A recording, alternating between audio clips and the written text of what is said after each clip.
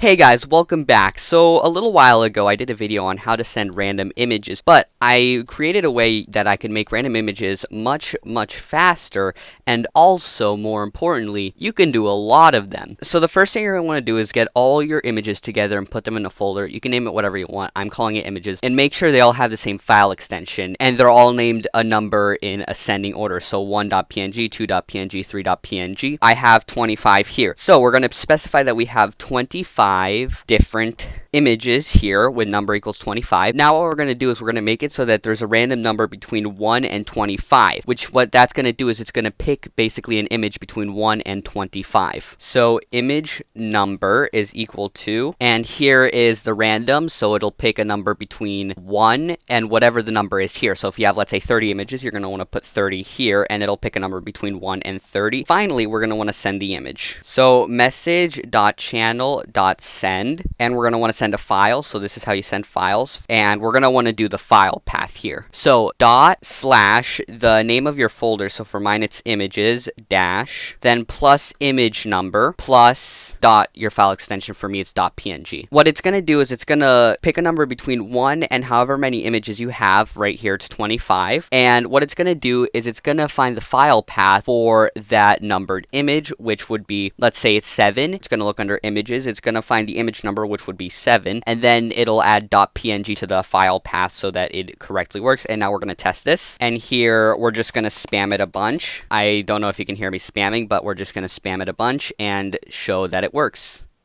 So as you see, we're getting random images. I just searched up random images, and there we go. We now have random images, and we can now much more easily do a mass amount of images without having to use a bunch of different case statements and creating a bunch of different variables. Well, I shall see you all in the next video. Bye-bye.